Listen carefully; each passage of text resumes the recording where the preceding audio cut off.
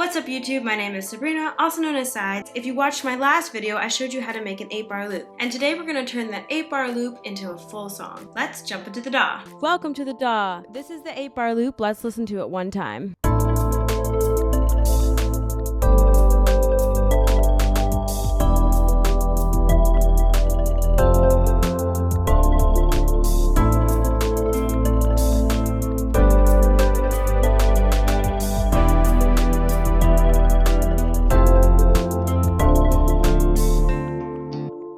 First thing I'm going to do is create a project alternative, and this is just in case I don't like whatever I make here. I go to File, Project Alternatives, and then I'm going to click New Alternative. I'm just going to label it Full Song. What I like to do is figure out the arrangement by using markers. So I just click this little box here, right click to uncheck arrangement, I right click to uncheck signature, and I right click to uncheck tempo, and then I just have the marker here. Now I just press the plus sign.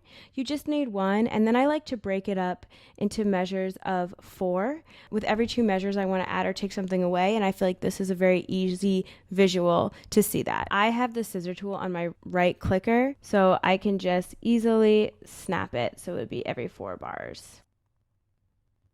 Now I'm going to go through and add the arrangement of my song. I pretty much start off with this formula every single time, and then I adjust it as I go. So the way I like to do it is I'll just type in intro for 4 bars. So now I basically have my blueprint of my song. And now what I'm going to do is I like to color code them. You can color code them any way you like. And a quick way to do that in Logic is to press Option C. I'm going to drag this main part to the chorus. I like the drums on the bottom, the sub bass right underneath it, type bass here, and I like my melodies on top. This is just personal preference. You don't have to do it this way. This is just the way I like to do it. And then all of my keys here. Perfect. Now what I'm going to do is I'm going to highlight these. I'm going to commit them to Midi. You could do that by right-clicking and just say Convert to Midi region. Perfect. Now I'm going to right click again, separate by note pitch. So now it put them on all its individual drum tracks. And the next thing I'm going to do is go over to Cool Drum Kit, and I'm going to click Flatten Stack. Okay, I wasn't using this one, so I'll just delete this one, just delete this one. And I just want to rename them so they're easy to see. So now I'm going to build out my song using what I already have. I want to see what it would sound like if I started with the arpeggiator. So I'm going to hold down what I showed you before, Option, and just drag these to the beginning. And then I'm just going to press Command R to repeat.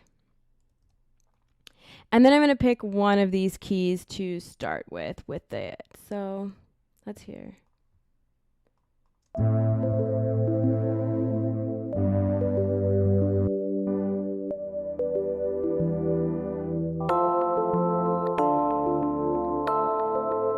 Okay, so I think I'll start with those two. I like the way those two sound together. Then I want to pick one melody line, maybe this one. Yeah, perfect. I'm just going to duplicate the harp. I want to add it an octave above, just to fill out the sound a little bit. Quickly jump an octave by pressing Shift, Option, Arrow key up. Another thing I want to do is I want to add a little transition there. You can go into loops in Logic, or you can use something in Splice. I have some of my favorites that I've saved in here already.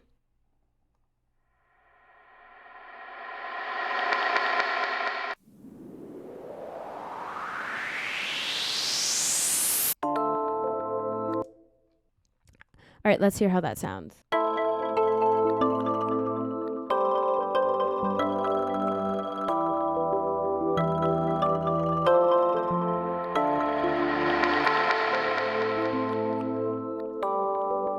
So in my idea, this is when the vocals would come in.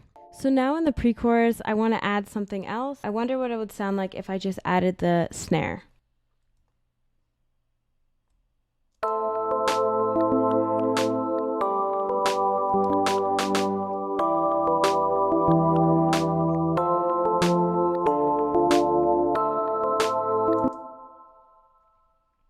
And one of my favorite transitions before the chorus is to cut out the beat right before the chorus.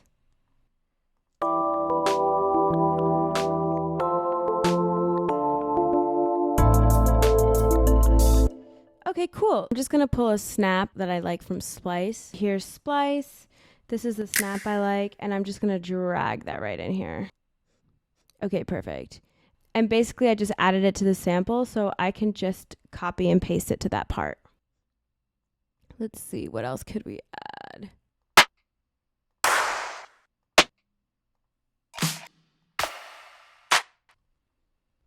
All right, cool. So now I'm going to just copy and paste this over here, but only on the second part. And the last thing I'm going to add is a riser.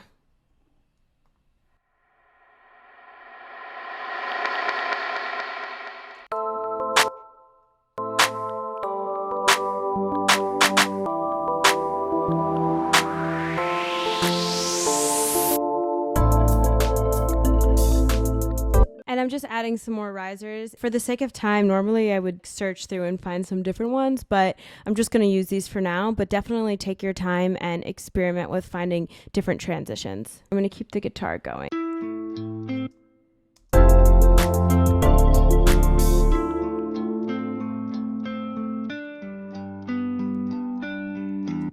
All right, and I'm going to still add what I had before. So it'll be like...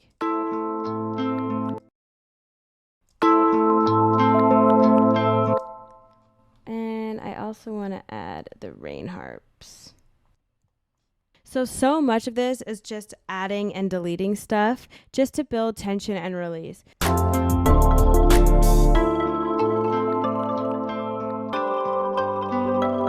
you know what I'm going to do? I'm just going to have the harps on the second half, I think. So I'm just splitting that really quickly and then just deleting it.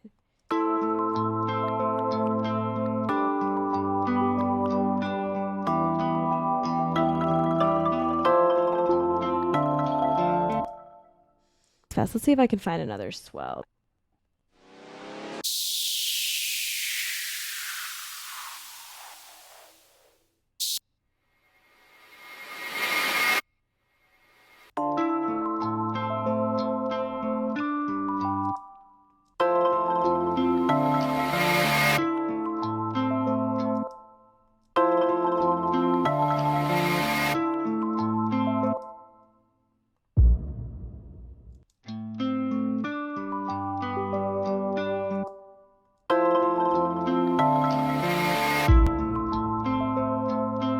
That sounds kind of cool, you know, to bring back in the verse. And I actually think it'll be fun if this hits on like beat one of each one, kind of like a kick.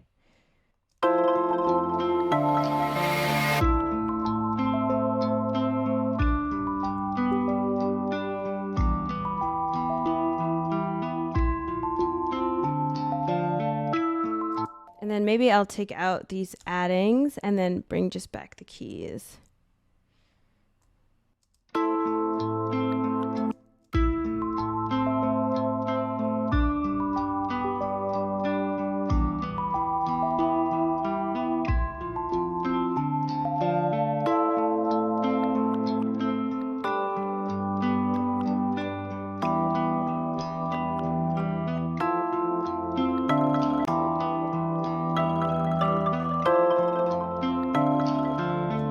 Now we're getting into the pre-chorus again. For the sake of time, I'm just going to use this again and use these guys again. I want to use basically the same thing I did last time. I want to keep the guitar going. Actually, instead of these, I want to try this swell pad for the pre-chorus. And this time, I want to try the kick.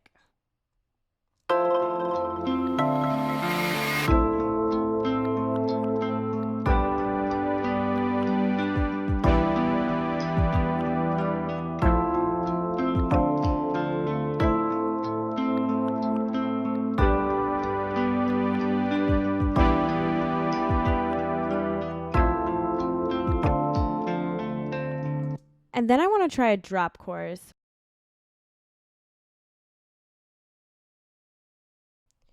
All right, so this is what it would be from the pre-chorus.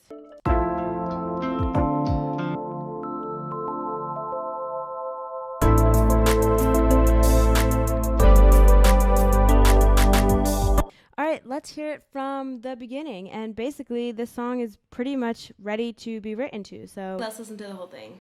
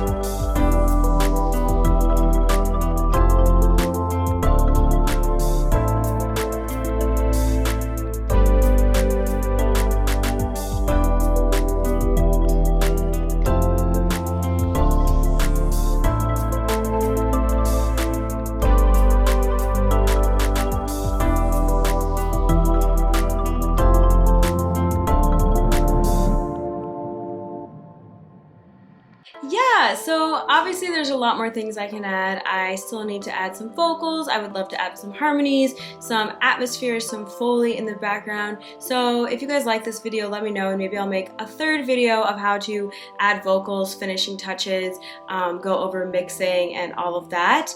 But I hope this video was helpful for you and you could really see how quickly you can turn an 8-bar loop into a full song. Thank you so much for watching. Let me know in the comments what kind of video you'd like me to make next. Bye! Have a good day.